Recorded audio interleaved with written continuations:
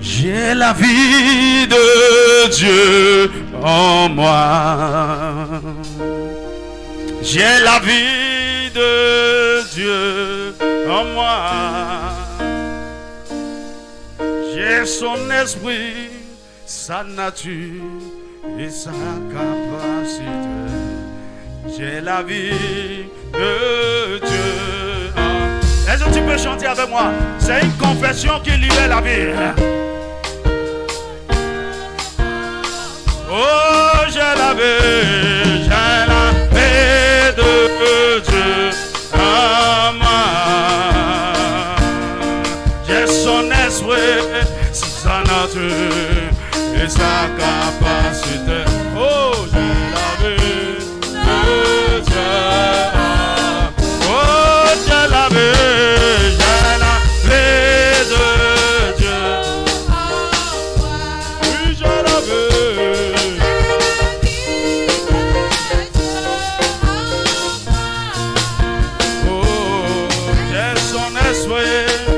Sa nature et sa capacité.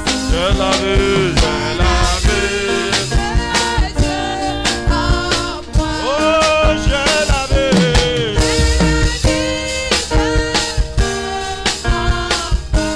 Oh, je la veux, je la veux.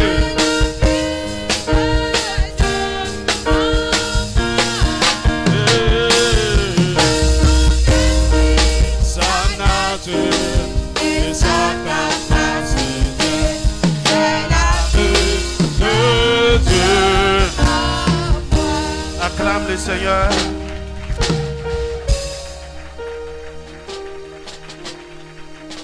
Tu sais quoi? Le surnaturel n'est pas le spectaculaire.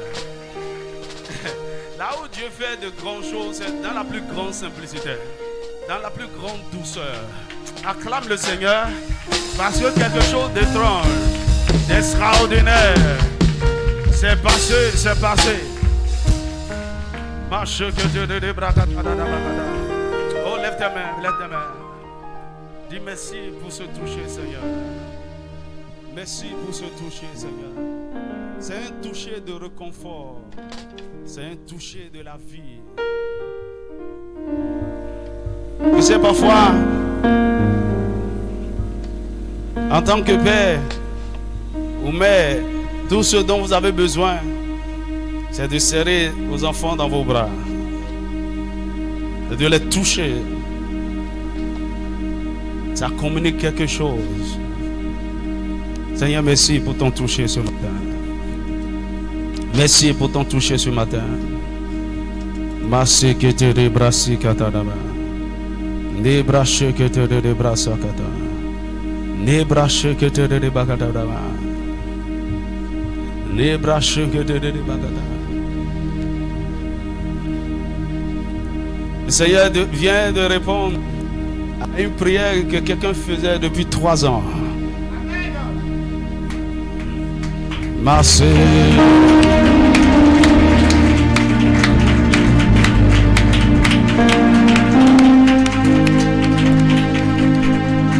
Il y a une montagne têtue qui vient d'être déplacée.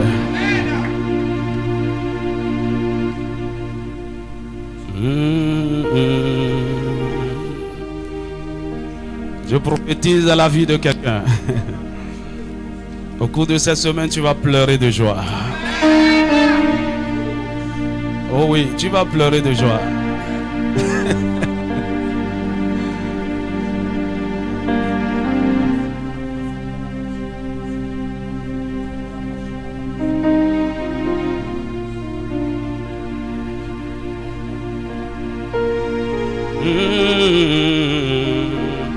Elle dit, Seigneur, je ne savais pas que tu m'aimais si tant, que tu pouvais me répondre comme ça.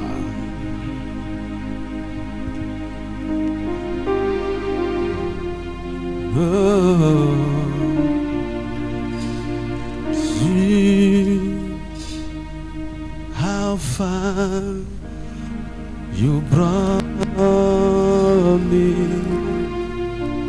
Now I've come to walk worship you.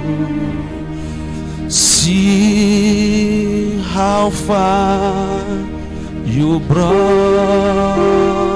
me. Lord, I come to worship you. Ce sera le chant de quelqu'un bientôt. Et tu diras, Seigneur, regarde jusqu'où tu m'as amené. Aussi loin. Na na na na na na na. See how far you brought me, Lord. I've come to worship. See how far you brought me, Lord. I've come to worship. Est-ce que tu peux acclamer ce Dieu fidèle? Alléluia. Je ne vais pas durer, je vais juste introduire le sujet que nous allons partager ensemble toute cette semaine. Donc dans quelques minutes, nous sommes partis. Ouvre ta Bible avec moi dans Matthieu chapitre 4, versets 18 à 22. Comme il marchait le long de la mer de Galilée, il vit deux frères, Simon appelé Pierre et André son frère, qui jetaient un filet dans la mer, car ils étaient pêcheurs. Il leur dit, suivez-moi et je vous ferai pêcheurs d'hommes. Aussitôt, il laissait les filets et le suivit. De là, étant allé plus loin, il vit deux autres frères, Jacques, fils de Zébédée, et Jean, son frère, qui étaient dans une barque avec Zébédée, leur père, et qui réparaient leurs filets. Il les appela et aussitôt, il laissait la barque et le père et le suivit. Matthieu, chapitre 28, verset 18 à 20.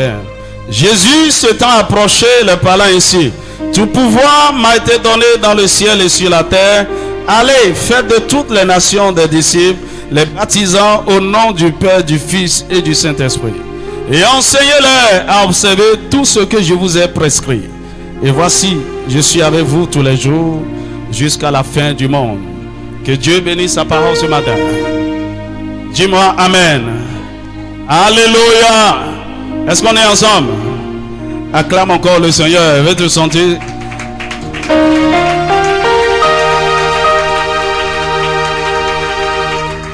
Alléluia. Alors nous sommes dans la semaine pascale. Bientôt nous allons célébrer. On va célébrer comme d'habitude la mort et la résurrection de Jésus. Mais je me pose une question. Est-ce que nous ne sommes pas en train de passer à côté de quelque chose? Est-ce que Jésus est mort pour que nous ayons une célébration? Est-ce qu'il est ressuscité, il est monté au ciel pour que chaque année nous disons ouais, Jésus est mort, il est ressuscité? Mais et ce qu'il a fait à la croix, en définitif, ça aboutit à quoi? La mort de Jésus devait servir à quoi?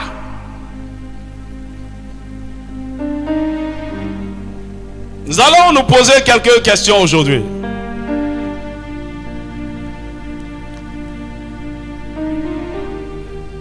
L'Église est en train de passer à côté de quelque chose d'essentiel. Et je crois que c'est ce que le Saint-Esprit essaie de corriger. Il est en train de nous ramener à l'essentiel. Dis-moi Amen. Le bonheur d'être disciple de Christ. Dis-moi Amen. Qui sont ceux qui sont disciples de Christ ici? Tu sais que tu es disciple. Ok. Il y a quelques mains. Et tout à l'heure, il va reposer ma question. Alléluia. Le bonheur d'être disciple de Christ. Alors aujourd'hui, lorsque vous observez dans plusieurs domaines de la vie active, Beaucoup de gens peuvent se féliciter de leur vie professionnelle. Une vie professionnelle dont ils jouissent. Pourquoi? Parce qu'à un moment donné, ils ont eu l'opportunité et le privilège de s'asseoir au pied d'un maître pour apprendre. C'est vrai que tu me suis très bien ce matin. Par exemple, quelqu'un qui est un médecin, je veux aller plus loin même, un chirurgien bien accompli, que tout le monde célèbre aujourd'hui à cause de ses compétences. Il fut un temps, il n'était rien du tout. Il ne connaissait rien de ce domaine. Il ne savait même pas comment tenir une seringue. Mais à un moment donné, il a été admis à l'école de médecine. Il a vu des gens qui lui ont appris. Et pendant des années, il a été transformé. Et aujourd'hui, il est devenu quelque chose. Et il est fier. Beaucoup de gens sont fiers. Ils disent, voilà, c'est un chirurgien compétent. Je prends quelqu'un qui, aujourd'hui, qui est un grand styliste, un couturier de renom. Il fut un temps, il ne sait pas comment on coupe un tissu. Il ne sait pas comment on coupe, Mais cet homme qui ne savait rien, qui était ignorant totalement dans le domaine de la culture, on l'a amené. On a commencé par lui enseigner. Pas à pas. Les ABC. Voici. Et au bout de 2 ans, au bout de 3 ans, il commence par faire des exploits. Dis-moi amen. Je peux citer beaucoup d'autres domaines où quelqu'un ne connaissait rien du domaine de la construction ou du domaine de l'architecture. Il va à l'école et bientôt il commence par faire des exploits. Des choses que personne n'a encore accomplies dans le domaine, il commence par les faire. Pourquoi? À un moment donné, il s'est assis au pied de quelqu'un. Il est devenu disciple, il est devenu élève, il est devenu apprenti. On lui a appris et il est devenu. Dis-moi amen. Donc, quelqu'un qui n'avait aucune compétence, aucune qualification, est devenu très compétent, très qualifié, et tout le monde le loue aujourd'hui. Pourquoi? Parce qu'un jour, il a suivi quelqu'un qui fait la chose, il dit je vais apprendre. Et on lui a appris, et il est devenu aussi maître. Il est donc évident de savoir que personne ne devient maître dans un domaine donné sans être au préalable élève, apprenti ou disciple d'un maître. Personne. Il y a rien sur cette terre et tu vas nous dire je savais faire toutes ces choses depuis le sein de ma mère et je suis né avec. C'est vrai, nous avons des dons et des talents, mais toutes ces choses sont toujours perfectionnées au pied d'un maître. Dis-moi amen. Dis-moi un vrai amen. Alors, donc, ce n'est pas un problème pour quelqu'un de passer 7 années de sa vie dans une faculté de médecine pour devenir médecin. Parce qu'il sait que c'est un processus. Donc, il s'applique, il se donne, il fait tout ce qu'il faut, il répond à toutes les exigences jusqu'à devenir. Amen. Il sait à la fin ce qu'il veut devenir. Mais la question, lorsque nous sommes nés de nouveau, c'est une admission à l'école de Christ. Maintenant, lorsque nous sommes admis à cette école, c'est pour devenir quoi?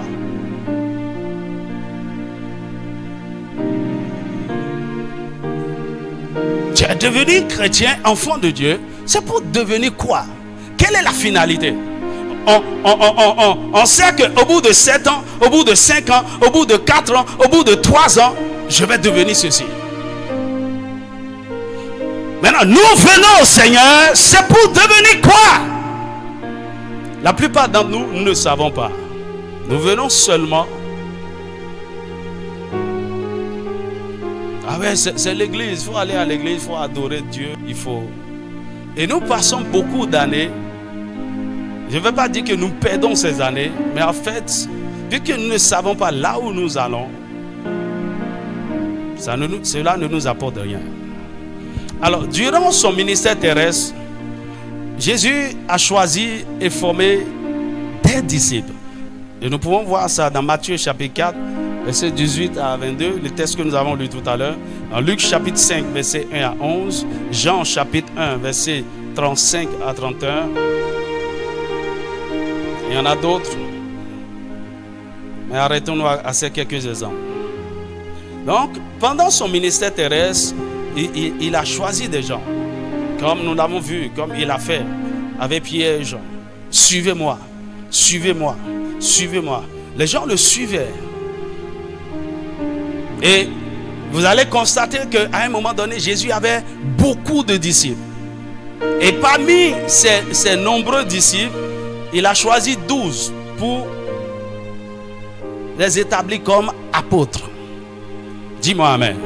Mais ce n'était pas que les apôtres qui étaient les disciples. Eux, ils avaient une position spéciale. Mais Jésus avait beaucoup de disciples. C'est pourquoi, à un moment donné, il pouvait envoyer 70 en mission. Maintenant, après sa mort, après sa résurrection et avant son ascension, dans Matthieu chapitre 28, verset 19, il a donné un ordre de mission ultime à ses disciples qu'il a formés pendant 3 ans. Il leur dit, allez, faites de toutes les nations des disciples. Faites de toutes les nations des disciples. Vous savez, aujourd'hui, c'est comme si l'Église s'est détournée de l'ordre de mission, malheureusement. Au lieu de faire des disciples, nous avons préféré faire des membres d'église, des fidèles de dénomination. Jésus n'a pas dit, allez et faire des convertis. Allez chercher des fidèles. Allez rassembler des membres. Non. Dit, faites de toutes les nations des disciples. Et la mission n'était pas seulement adressée aux individus. Il a dit toutes les nations. Toutes les nations d'abord en tant que pays. Mais surtout toutes les nations en tant qu'ethnie. Tous les groupes de personnes. Dis-moi amen. C'est-à-dire quoi? Lorsque vous rentrez dans la corporation des médecins, faites d'eux des disciples. Lorsque vous rentrez au milieu des militaires, faites d'eux des disciples. Lorsque vous rentrez au niveau des hadjas, faites d'eux des disciples. Lorsque vous rencontrez différentes catégories de personnes, la mission est que toutes les nations deviennent des disciples. Dis-moi amen. Le problème, c'est qu'aujourd'hui, la majorité des gens ne viennent pas à Jésus parce qu'ils veulent être disciples, mais plutôt pour que Jésus s'occupe de leurs problèmes. Ok, imaginez que vous venez apprendre. Tu as décidé d'apprendre la couture. On t'inscrit. Mais quand tu viens, tu n'es pas intéressé à devenir couturière. C'est pas ce qui t'intéresse. Quand tu viens exposer tes problèmes au patron. Patron, tu sais que je n'ai pas mangé aujourd'hui. Patron, il sait que je suis malade. Patron, vraiment, mon souci actuellement là, c'est que je n'ai aucun homme. Aucun homme ne me regarde. Non, non. Tu ne viens pas là avec tes problèmes. Tes problèmes sont ailleurs. Tu viens là pour apprendre. Et c'est ça, sur ça que tu te focalises. Maintenant, puisque nous ne savons pas que nous sommes venus à l'école de Jésus pour devenir des disciples, nous venons plutôt lui exposer nos problèmes. Donc, le temps qu'il doit utiliser pour nous former, pour nous instruire, pour nous équiper, on utilise ce temps pour discuter des problèmes. Conséquence, les années passent mais nous ne devenons rien. Est-ce que vous avez déjà vu dans les ateliers, ou bien des petits enfants de 7 ans, 8 ans, 10 ans, pendant 3 ans, on ne lui apprend rien. Tout ce qu'il fait, va acheter gari, va acheter de l'huile, va acheter charbon, il n'apprend rien. Il va dire, je suis en apprentissage, mais en réalité, il n'est pas encore en train d'apprendre. On veut peut-être qu'il grandisse un peu. Dis-moi amen. Donc aujourd'hui, nous avons plein de chrétiens à l'église qui sont venus parce qu'ils n'ont pas en tête le but pour lequel le Seigneur nous a sauvés. Ils n'ont même pas envie de devenir quelque chose. Ils veulent que Jésus s'occupe de leurs problèmes. Conséquence, écoutez, au bout de 3 ans, Jésus est resté avec ses disciples pendant 3 ans. Et après 3 ans, ces gens ont bouleversé le monde. Pourquoi? Il a formé des disciples. Aujourd'hui, après 15 ans, après 20 ans, il y a beaucoup de gens, beaucoup de chrétiens qui sont inutiles. Ils ne servent à rien pratiquement dans la maison de Dieu. Mais le Seigneur va nous aider à changer cette narrative. Dis-moi un vrai amen. Bien-aimés, savez-vous que être disciple de Christ ou devenir disciple de Christ, c'est la chose la plus importante que nous devons poursuivre après notre nouvelle naissance. Lorsque je nais de nouveau, je le répète, c'est une admission à l'école de Christ. La chose que je dois poursuivre, je veux devenir disciple de Christ. Comme quelqu'un veut dire, je suis là pour devenir médecin, je suis là pour devenir agronome, je suis là pour devenir architecte.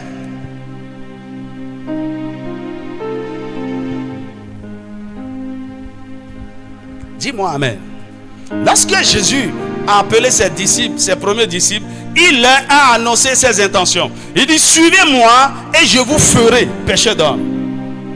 Et je crois que ses disciples ont compris. Il dit, suivez-moi, je vais vous transformer. Je vais faire de vous quelque chose. Suivez-moi. Qu'est-ce que tu sais que Jésus veut faire de toi lorsque tu as décidé de le suivre? Bien-aimés, savez-vous que devenir disciple de Christ est la clé principale d'accès pour une vie abondante et épanouie? Oh yes. C'est la clé principale d'accès. Lorsque vous vous laissez transformer pour devenir disciple de Jésus, ceci vous donne accès facilement à la vie abondante, à la vie épanouie. En réalité, c'est ça la vraie prospérité.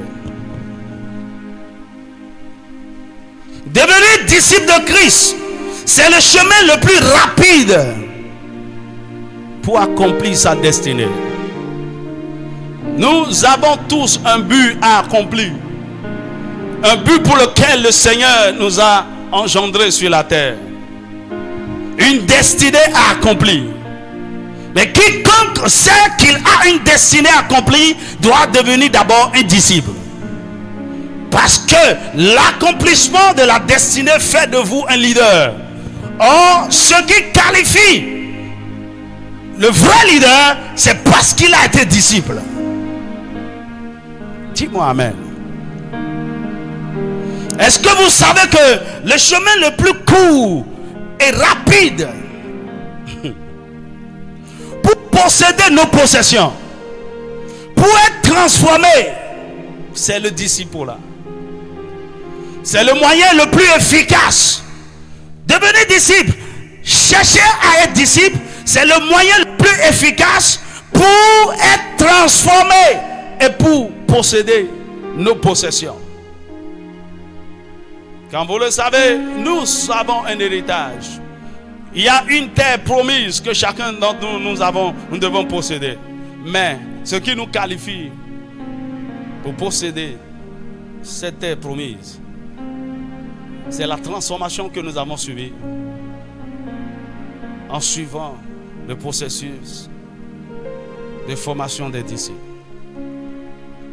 Est-ce que vous savez que la stratégie la plus efficace pour porter du fruit et manifester la gloire de Dieu dans notre génération, dans votre génération, c'est être disciple de Christ?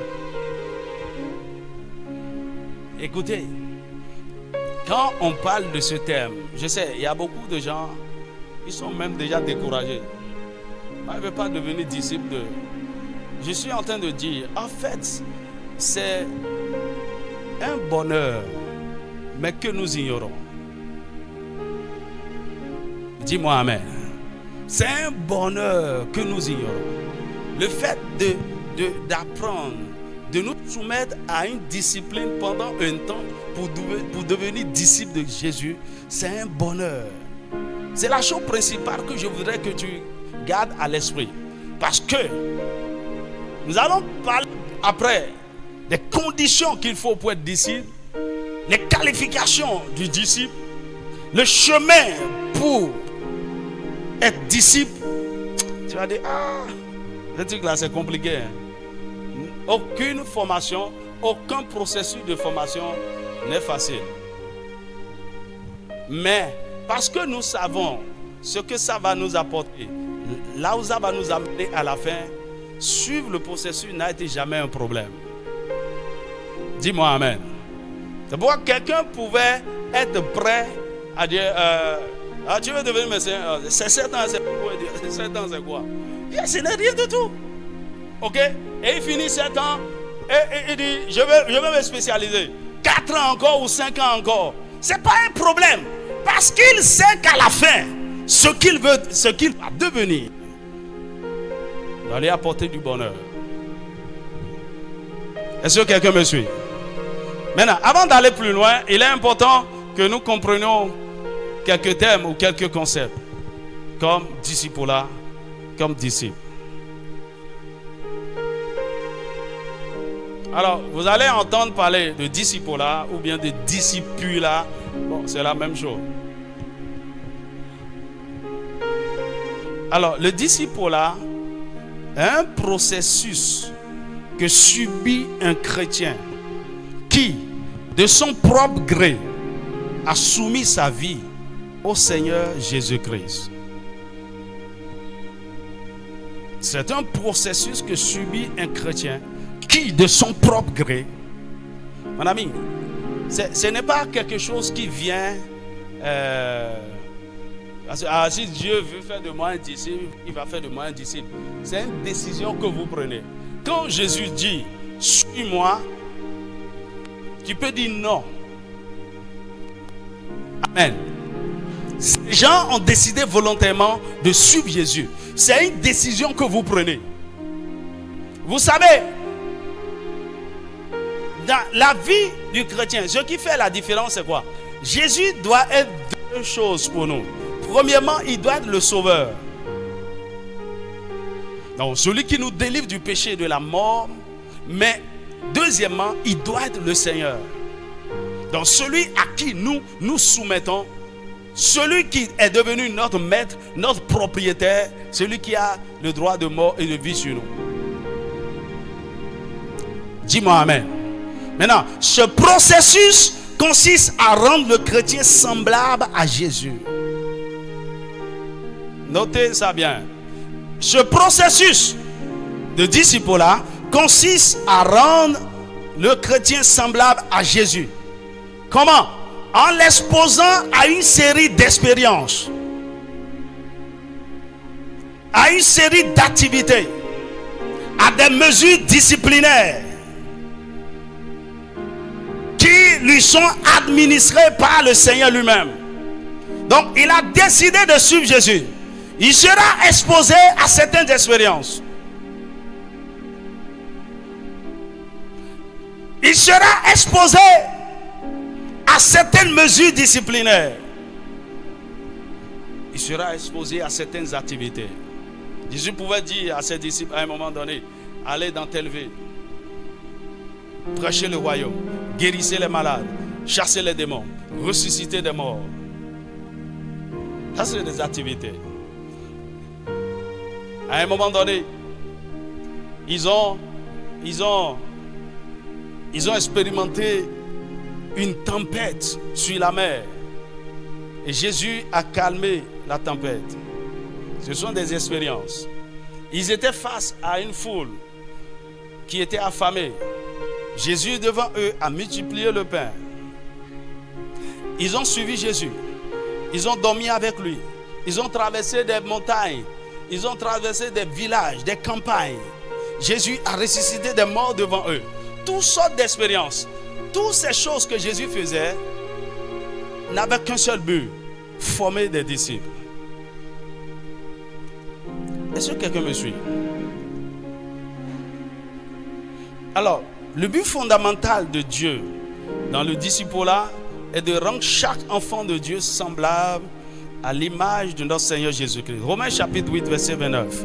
Il dit Romains 8, 29, car ceux qu'il a connus d'avance, il les a aussi prédestinés à être semblables à l'image de son Fils, afin que son Fils soit le premier-né de beaucoup de frères. Ok, la question, est-il possible à un homme d'être semblable à Jésus?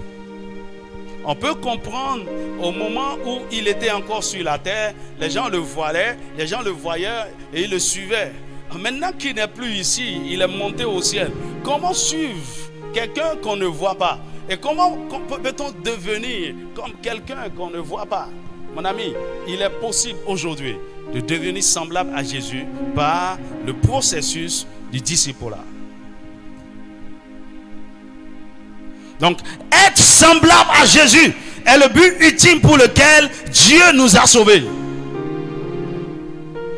Et aussi longtemps que ce but n'est pas encore atteint, nous n'avons même pas encore commencé avec Jésus.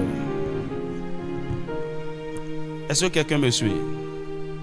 Alors, le discipulat est le moyen divin pour atteindre l'objectif éternel et le but principal de notre vie. C'est le seul moyen conçu par Dieu pour nous conduire à la mesure de la stature parfaite, pour nous conduire à la plénitude de Christ. C'est le processus de la reproduction ou du transfert de la vie du maître à ses élèves. C'est carrément un processus qui dure toute la vie.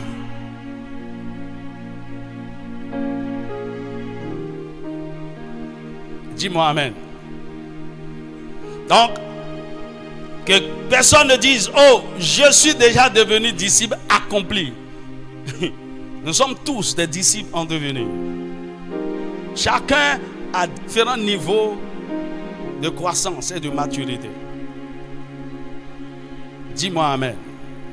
Jésus, c'est un système que Dieu a mis en place pour rendre l'apprenti, l'élève, le stagiaire semblable à son maître. Et ici, le maître, c'est le Seigneur Jésus. Est-ce que tu me suis? Alors, ceci nous amène à comprendre, mais qui est alors le disciple? On a parlé du discipulat. Qui est le disciple? Le disciple, c'est une personne qui reçoit l'enseignement d'un maître. C'est une personne qui adhère à une doctrine ou à une idéologie.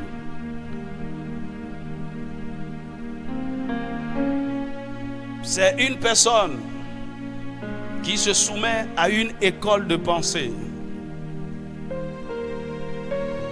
C'est un élève ou un apprenti qui apprend un métier auprès d'un patron dans le but de devenir lui-même patron.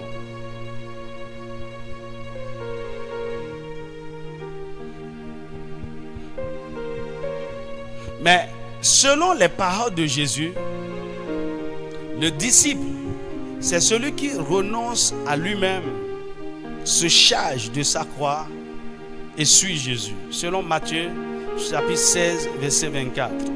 Matthieu chapitre 16, verset 24. Alors Jésus dit à ses disciples: si quelqu'un veut venir après moi, qu'il renonce à lui-même, qu'il se charge de sa croix et qu'il me suive.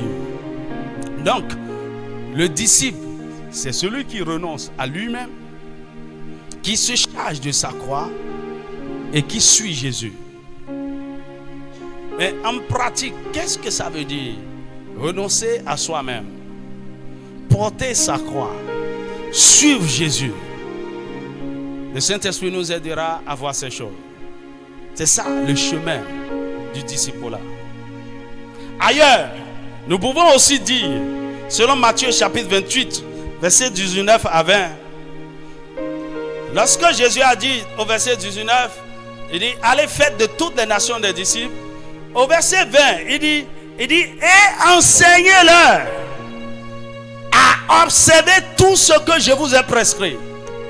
Donc on peut dire, à partir de ce texte, que le disciple, c'est celui qui obéit ou qui observe tous les commandements de Jésus.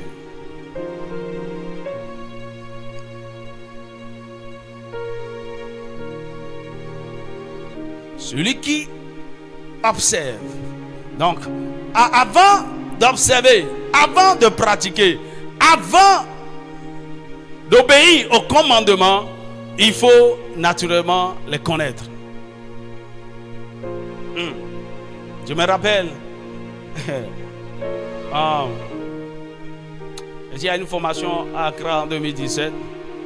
Et après le premier jour de cours, on nous a donné un devoir de maison à rendre avant de revenir le lendemain. Il dit, prenez votre Bible et dégagez ou bien essayez d'identifier 50 commandements de Jésus avec verset à l'appui.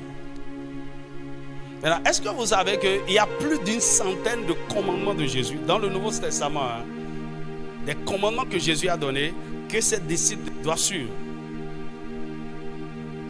Amen. Oh, j'ai essayé de trouver les 50. Et pour vous aider, on va faire cet exercice ensemble aussi. Vous savez, quand vous prenez Matthieu chapitre 6, Matthieu chapitre 5, chapitre 6, chapitre 7, vous pouvez trouver déjà plus de 30 commandements de Jésus dans ces 3 chapitres. Maintenant, des commandements que nous devons connaître et auxquels nous devons obéir. Dis-moi Amen. Écoute, si vous pouvez suivre le chemin sur lequel le Saint-Esprit est en train de nous conduire en ce moment, écoutez, cette mission sera transformée catégoriquement. Parce que c'est toi qui vas changer d'abord. En réalité, vous allez constater que beaucoup d'entre nous sommes en train de perdre notre temps autour des choses inutiles. Aide-moi à dire à ton voisin, revenons à l'essentiel.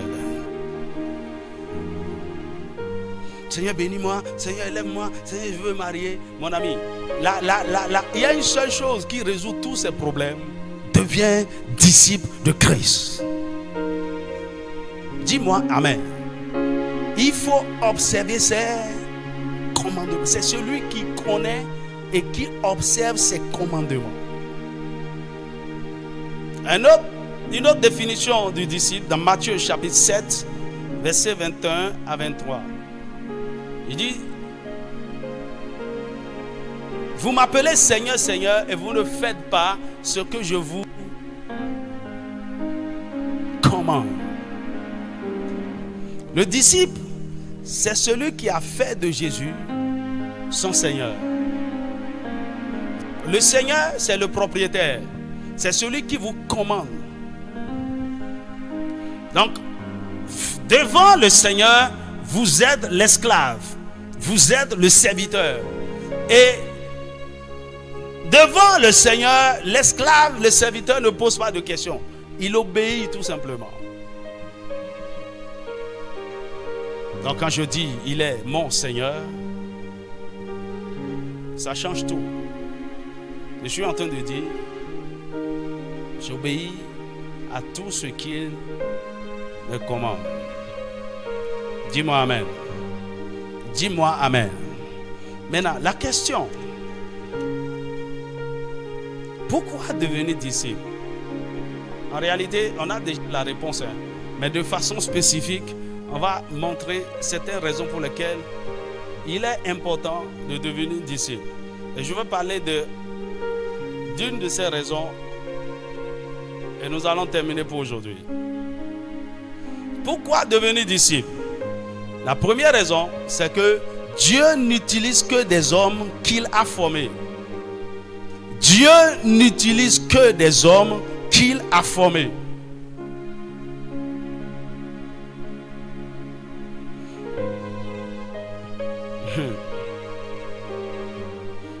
Alors, aujourd'hui, il est rare de voir que dans une entreprise, que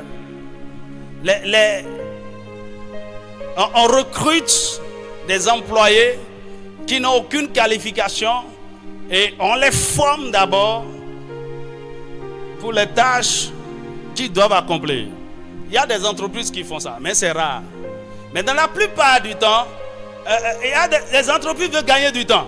Ils veulent recruter non seulement des gens qui sont déjà formés et qui ont beaucoup d'expérience. Dis-moi amen. Et donc, vous êtes d'accord avec moi que pour avoir des résultats, pour être productif, je n'irai pas dans la rue et je vois n'importe qui, ou bien j'appelle mon cousin, j'appelle ma nièce. Hey, écoutez, il y a une entreprise, toi je te nomme directeur financier. Toi je te nomme, non, on ne fait pas ça. Jésus est un grand chef d'entreprise. Sur la terre, il a un royaume qu'il est en train de construire. Alléluia. Et il a besoin des hommes pour différentes tâches sur la terre. Mais il n'utilise que des hommes qu'il a formés ou qui se sont laissés former. Dis-moi amen. D'ailleurs, c'est ce que nous voyons dès le commencement. Dans Genèse chapitre 2, verset 7, la Bible dit: Dieu forma l'homme de la poussière de la terre. Il a formé. Il lui a donné une forme. Au verset 8, la Bible dit: Dieu, il établit dans le jardin l'homme qu'il a formé. Et au verset 15, Dieu donna une mission, une tâche, une responsabilité à l'homme qu'il a formé. Est-ce que quelqu'un me suit? Avec Dieu, il ne suffit pas d'être disponible pour être utile. Il faut être utilisable. C'est-à-dire, il faut avoir des compétences. Dis-moi amen.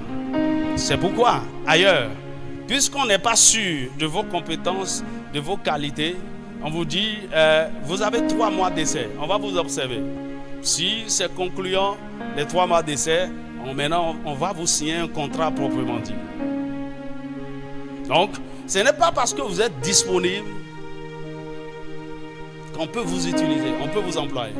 Ce n'est pas parce que vous êtes dans la maison de Dieu, à l'église, que vous êtes d'office compétent, qualifié.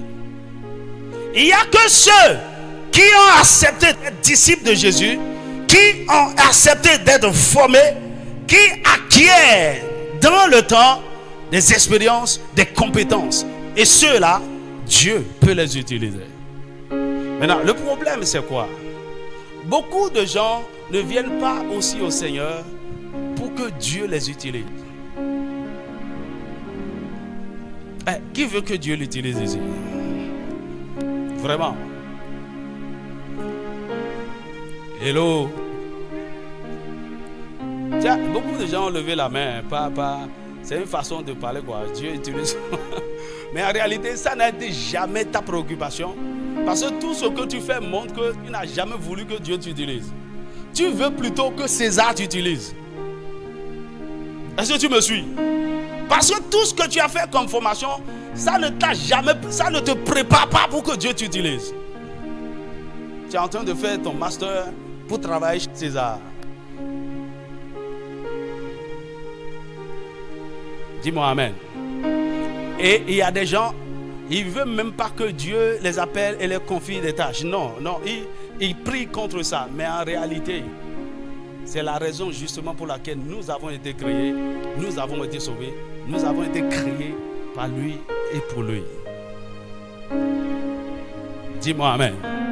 Quand vous avez ce désir ardent, cette passion d'être utile entre les mains de Dieu, la façon dont vous vous comportez, la façon dont vous vous disciplinez, et vous laissez le Saint-Esprit vous équiper, vous préparer, c'est totalement différent.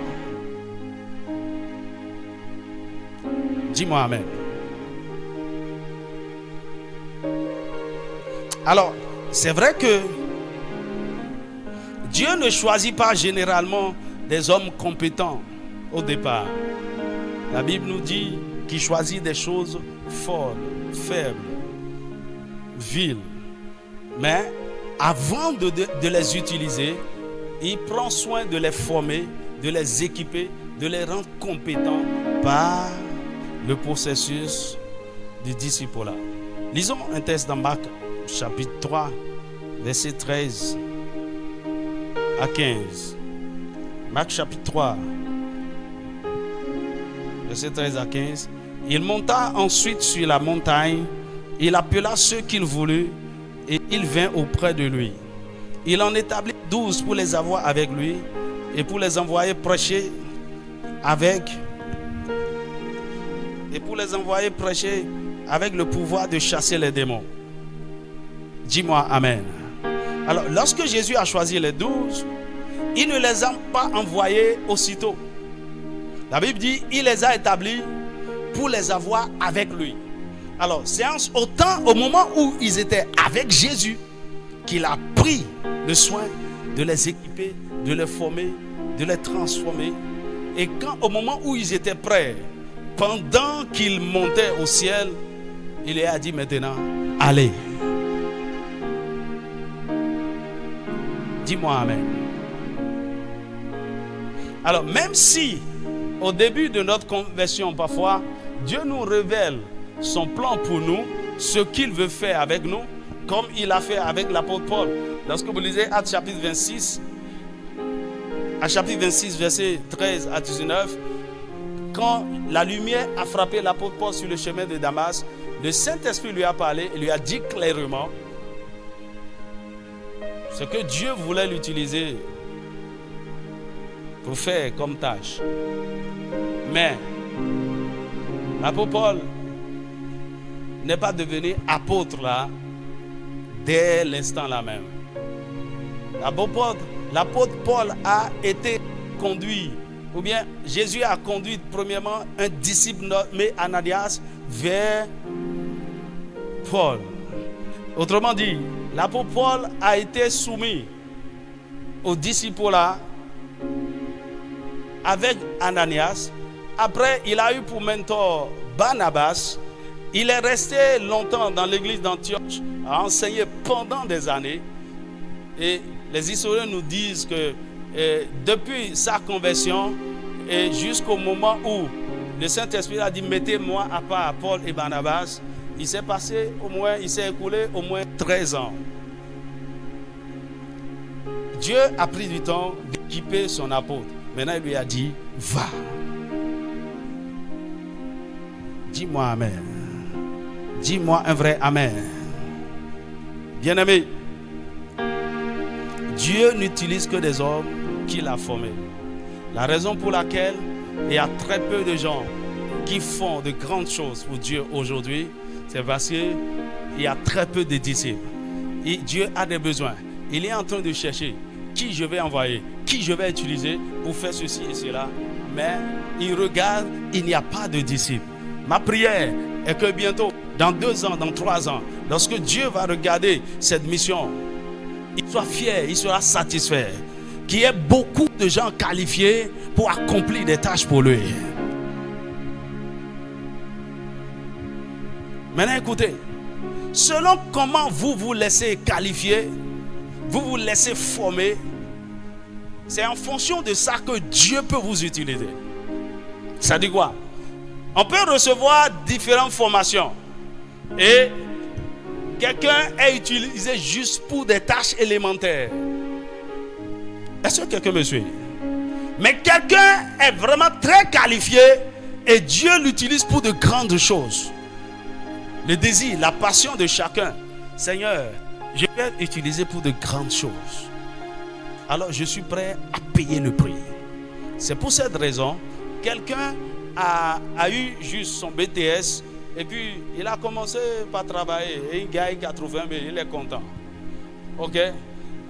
Il y a un autre qui dit non. Je vais aller plus loin. Je vais être plus compétent. Je vais être plus utilisé pour plus de grandes choses.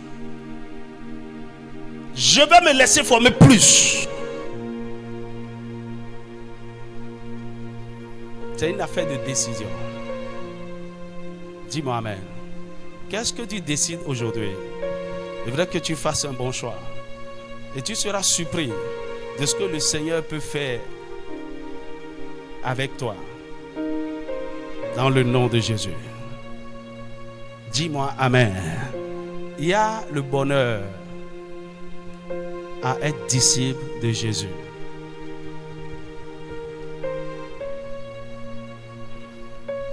Nous allons parcourir ce sujet. C'est notre célébration de Pâques. Parce que arrêtons de gaspiller le sang de Jésus et son sacrifice à la croix. Jésus n'est pas mort pour que le jour de la Pâque, on mange du riz et du poulet. Il est mort en définitive pour que son sacrifice puisse servir à équiper des gens semblables à lui. Dis-moi amen.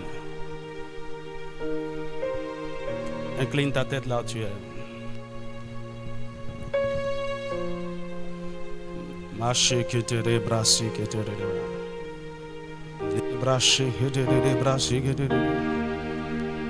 Débrasse, que te débrasse, que te débrasse. Débrasse, que te débrasse, que te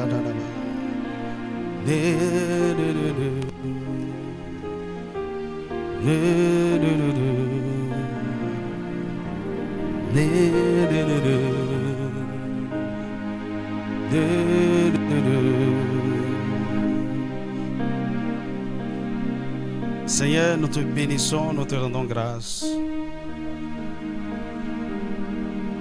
Parce que tu nous ramènes à l'essentiel.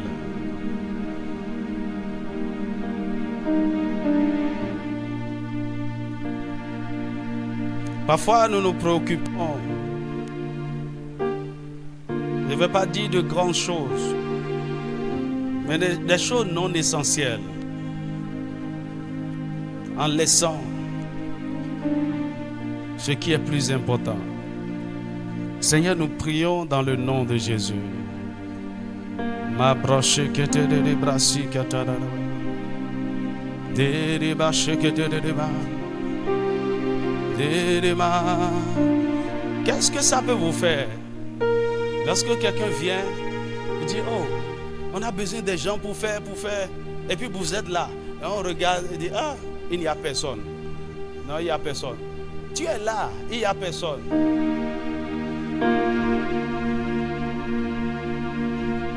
Que tu sois utile entre les mains de Jésus. Que tu sois utile pour de grandes choses. Il y a des choses que le Seigneur veut régler dans ta famille. Et il te cherche. Il y a certaines circonstances qui sont en train de perdurer. Parce qu'il est toujours en train de chercher quelqu'un. Un disciple. Mais ça n'a été jamais ton but et ta préoccupation.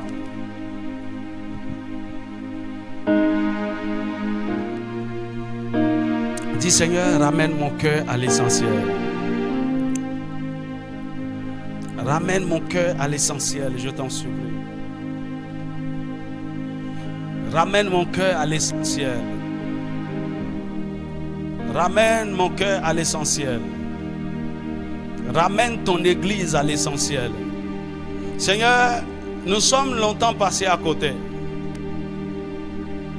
Au lieu de chercher à former des disciples, nous avons cherché à avoir des membres, à avoir des fidèles. Au lieu de susciter des gens qui vont suivre Jésus,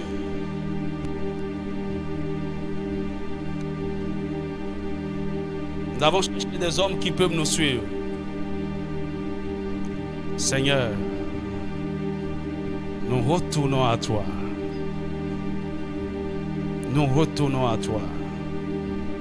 M'a dit Seigneur, je reviens à l'essentiel. Le désir le plus ardent de mon cœur. Je l'ai dit, le disciple décide de son son plein gré. Dieu ne force personne. Tu peux être dans sa maison, hein. Et si tu veux, tu es juste un visiteur, tu viens, mais en fait, tu n'es pas intéressé à être disciple. Mais si tu es intéressé, aujourd'hui, dis Seigneur,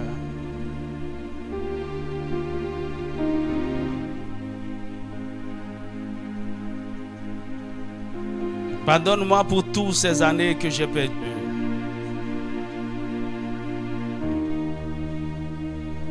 Maintenant, je suis prêt à te suivre, à être semblable à toi, à être ton disciple. Seigneur, fais-moi grâce. Seigneur, fais-moi grâce. Seigneur, fais-moi grâce. Seigneur, fais-moi grâce. Seigneur, fais-moi grâce.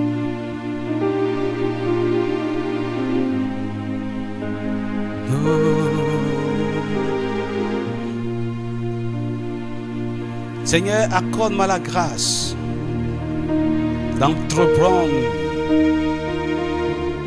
ce voyage avec toi, de rentrer dans ce processus pour devenir un véritable disciple. Seigneur, fais-moi grâce. Seigneur, fais-moi grâce. Seigneur, fais-moi grâce. Seigneur, nous prions dans le nom de Jésus. Qu'il soit reconnu que la mission de l'air est un camp de formation des disciples de Christ.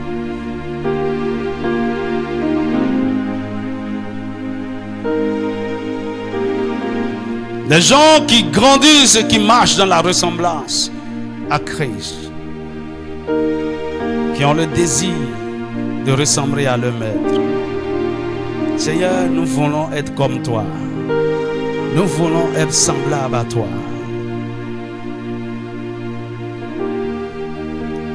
Oh, merci Seigneur. Merci Seigneur. Merci Seigneur. Merci Seigneur.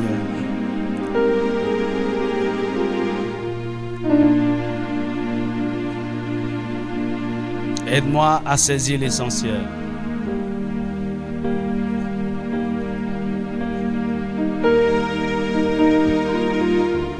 Aide-moi, Seigneur.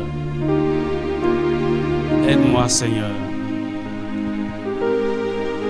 Aide-moi, Seigneur. Aide-moi, Seigneur. Donne-moi la grâce de payer le prix. Donne-moi la grâce de renoncer à moi-même, de porter ma croix et de te suivre.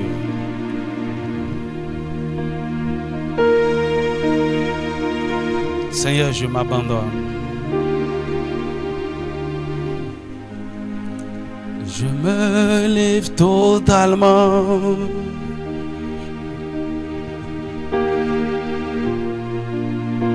Je me lève totalement. Tu peux m'utiliser. Je me lève totalement.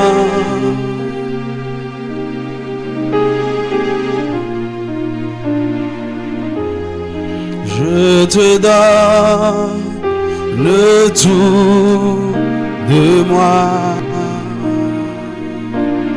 Je me lève à toi, Seigneur.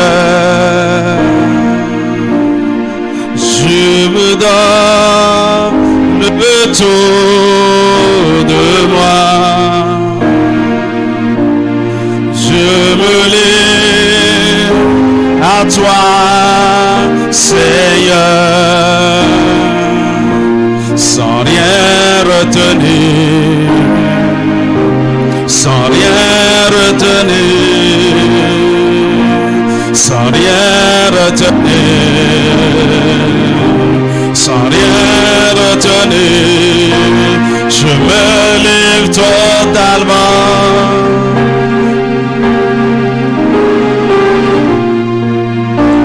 Je me lève totalement. m'utiliser, je me livre totalement.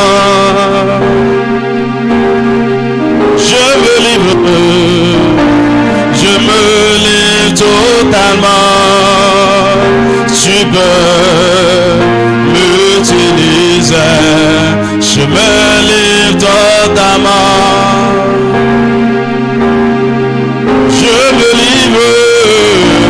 Je me livre totalement. Tu peux m'utiliser, je me livre totalement.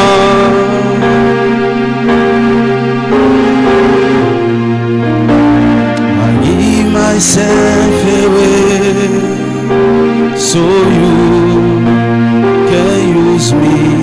I give myself away.